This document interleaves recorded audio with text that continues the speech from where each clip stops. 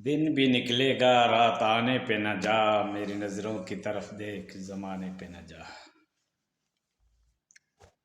ہوتی ساری دنیا چمن تو ویرانے کہاں جاتے، اور ہوتے سارے اپنے تو بیگانے کہاں جاتے۔ یہ اللہ تبارک تعالیٰ کا ایک نظام ہے، اس کا سسٹم ہے دنیا کا، کہ اس دنیا کے اندر اللہ تعالیٰ نے ہر چیز کا ایک جوڑا بنا رکھا ہے۔ روشنی ہے تو اندھیرا ہے، دن ہے تو رات ہے، جنسیات میں بھی جوڑے، درختوں میں بھی جوڑے، ہر چیز کے مد مقابل اس کے کمپیٹیٹر میں ایک چیز رکھی ہے، مد مقابل میں ایک چیز رکھی ہے۔ تو اس دنیا کے اندر جہاں سکون اور شانتی ہے وہاں پریشانیاں اور رنج اور علم بھی ہے، اور زندگی میں ظاہر بات ہے کہ ہمیشہ خوشیاں نہیں رہتی، اور ہمیشہ زندگی کے اندر غموں کا دور بھی نہیں رہتا۔ اور تو یہ اللہ تعالیٰ کا ایک نظام، اس کا ایک سسٹم بنا ہوا ہے۔ کبھی ہم غور کرتے ہیں کہ اللہ تعالیٰ نے انسان کو ایک اشرف المخلوقات یعنی انٹیلیکچول، دانشور، معزز، امپورٹنٹ، مہتوپورن ایک مخلوق پیدا کیا، لیکن یہ آپسی اتنا تضاد کیوں، اتنا کنٹروورسی کیوں، اتنا ڈسکریمنیشن کیوں، اتنا تفاوت کیوں، اتنا فرق کیوں، اتنے لفڑے کیوں، اتنے جھگڑے کیوں، اتنا فساد کیوں، اتنی خون ریزی کیوں، اتنا مد مقابل میں مخالفت میں اترنے کا طریقہ کیوں، جب سب کے اندر سمجھ ہے، ٹرانسپیریسی ہے، سمجھداری ہے، سینسیبل ہے، عقل ہے، دانشوری ہے، خرد مندی ہے، ہونہاری ہے، اللہ نے اس کو گیان دیا ہے، سمجھداری دی ہے، تو پھر یہ لفڑے جھگڑے، یہ تضاد، یہ ڈسکریمنیشن کیوں؟ اور پھر میں اس کے اندر بھی دیکھنا کہتے ہیں ڈیپ لرننگ، جب اس کی گہرائی میں دیکھ کر اس کا انالیسس کرتے ہیں تو ہم یہ دیکھتے ہیں کہ مسلم قوم جو ایک رب کو ماننے والی، ایک اس کا خدا، کوئی نیکسٹ گاڈ نہیں، کوئی دوسرا بھگوان نہیں، ایک خدا جس نے کلمہ پڑھا اور رب کو ایکسپٹ کرتا ہے، اس کو سویکار کرتا ہے، اس کو تسلیم کرتا ہے، اس کو ایکسیپٹیبل کرتا ہے کہ میرا رب ایک ہے۔ جس نے بھی کلمہ پڑھا پورے ورلڈ کے اندر، اس کا مطلب ہی یہی ہے، لا الہ، نہیں ہے کوئی معبود، لا الہ، نہیں ہے کوئی معبود جھکنے کے، ماننے کے، پرتش کے، الا اللہ، مگر اللہ کی ذات ہے۔ تو جس نے کلمہ پڑھا وہ اللہ کے اوپر بلیو، وشواس، کانفیڈنس، اعتماد، بھروسہ رکھتا ہے کہ اللہ کی ذات ایک ہے، اور پھر وہ محمد رسول اللہ بھی بولتا ہے، تو اللہ کو اپنا نبی بھی، اللہ کے رسول کو اپنا نبی بھی مانتا ہے، پیغمبر کو، پروفٹ کو، میسنجر کو، نبی کو وہ مانتا ہے، ساری قوم مانتی ہے، چاہے کسی بھی افسوٹ، چاہے کسی بھی جماعت، چاہے کسی بھی فرقہ، چاہے کسی بھی مسلک کا ماننے والا ہو، نبی کو مانتا ہے۔ نبی سب کا ایک، آخری پیغمبر محمد مصطفیٰ صلی اللہ علیہ وسلم، اور اس کے بعد اس کی کتاب بھی ایک، اس کی بکس، اس کی پستک، ایسا نہیں کہ ایشیا کی الگ ہے، یورپین کی الگ ہے، کھاڑی دیش کی الگ ہے، گلف کی الگ ہے، ایسا کچھ نہیں، سب کی کتاب ایک، اور وہ ہے قرآن مجید، ایک کتاب۔ اور پھر اگر آتے ہیں ہم قبلے کی طرف، جس کی طرف رخ کر کے ہم نماز کی ادائیگی کرتے ہیں، اللہ کے اہم فریضے کو ادا کرتے ہیں، تو وہ بھی ایک، قبلہ بھی ایک، خدا ایک، نبی ایک، کلمہ ایک، قبلہ ایک، اور پھر یہ تضاد، اتنا اختلاف کیوں؟ اگر ہم اپنے لوگوں سے پوچھیں گے تو ان پڑھ تو یہی کہے گا کہ گھنا مائیاں رہیں مختلف ماؤں کی اولاد ہے، تو ایسا ہی ہوگا۔ ظاہر بات ہے کہ یہ ان کا کہنا بھی لاجک ہے، ایسا ہے، لیکن دوستو اللہ نے تم کو دماغ دیا ہے، پڑھے لکھے لوگوں کے بیچ میں، شکشت لوگوں کے بیچ میں، ایجوکیٹڈ لوگ جو ہیں، تعلیم یافتہ ہیں، جو قرآن کا ادھین کرتے ہیں، احادیث کی اسٹڈی کرتے ہیں، دینیات کا مطالعہ کرتے ہیں، ان کا بلیو ہے کہ خدا ایک ہے، رسول ایک ہے، کعبہ ایک ہے، قبلہ ایک ہے، کلمہ ایک ہے، سب اس کو تسلیم کرتے ہیں، اس کے بیچ کے اندر بھی کتنا تضاد، اور تضاد اتنا کہ ایک دوسرے کی مسجد کے اندر نہیں جا سکتے، ایک دوسرے سے مصافحہ نہیں کر سکتے، ایک دوسرے سے رشتہ توڑ دیتے ہیں، ایک دوسرے کے اوپر کفر کے فتوے لگاتے ہیں، کلمہ پڑھنے والے کو اوپر لان اور تان اور ملامت اور ایلیگیشن اور کیا کیا پتہ نہیں، اس کو کرٹیسائز کا نشانہ بناتے ہیں۔ ایک ہی آدمی جو کلمہ پڑھ رہا ہے اس کا جب بھائی ہے، جب اللہ کے نبی نے کہہ دیا کہ جس نے کلمہ پڑھا وہ تمہارا بھائی ہے اور بدن کے ایک حصے کے مانند ہے، ون باڈی کی طرح ہے۔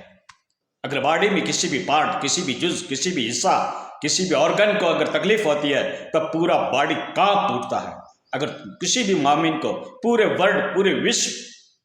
پوری دنیا کے اندر کسی کو اگر تکلیف ہے تو یوں سمجھو کہ وہ خود میری خود کی تکلیف، سوئم کی تکلیف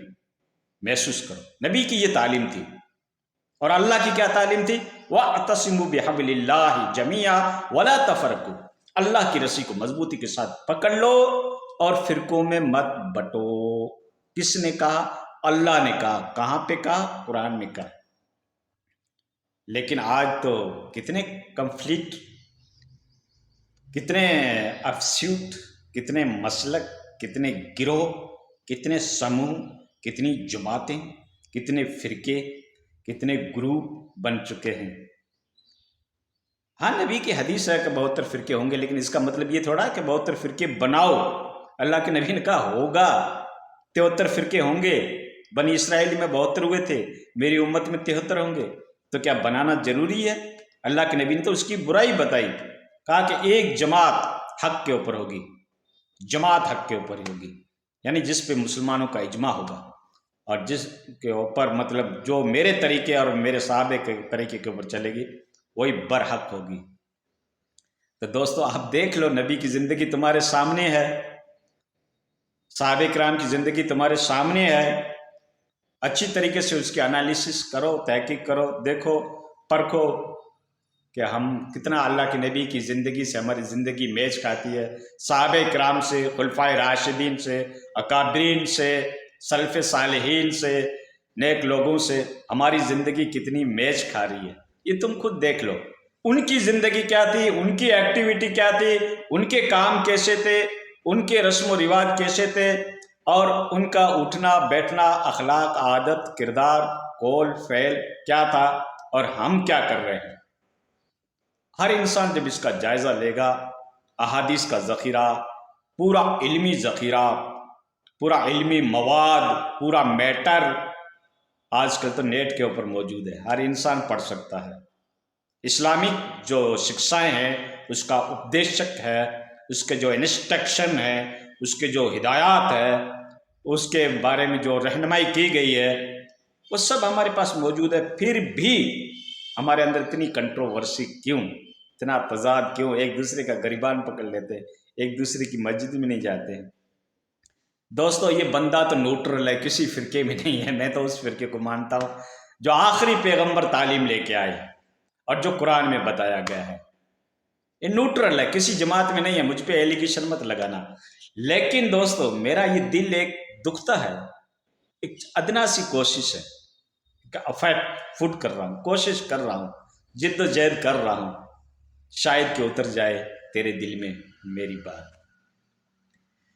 اتحادی امت کیسے پیدا ہو؟ ساری امت محمدی ایک پلیٹ فارم محمدی پہ کیسے آ جائے، اس کے بارے میں بھی تو کوئی کوشش کرنے والا ہو۔ اپنی اپنی جھونپڑی، اپنی اپنی جو پودا با رکھا اس کی آبیاری تو سبھی کرتے ہیں، اپنے اپنے فرقہ کے بچاؤ میں، اس کے ڈیفینس میں، اس کی سرکشا میں تو ہر عالم اترا ہوا ہے۔ ایک عالم، اللہ را کوئی ایسا بھی عالم ہو جو اتحادی امت پیدا کرے، سبھی بھائیوں کے بیچ میں ایک کمپرومائز پیدا کرے، ایک صلح پیدا کرے، اور ایک اتحاد پیدا کرے، ایک انٹیگریشن پیدا کرے۔ جبکہ قرآن بھی تمہیں یہ تعلیم دے رہا ہے، اللہ کے نبی بھی تمہیں یہ تعلیم دے رہے ہیں، لیکن ہمارے علماء کرام جو اترتے ہیں وہ اپنے فرقے، اپنی جماعت، اپنے مسلک کو مضبوط کرنے کے لیے دلائل، ریفریشنس، برہین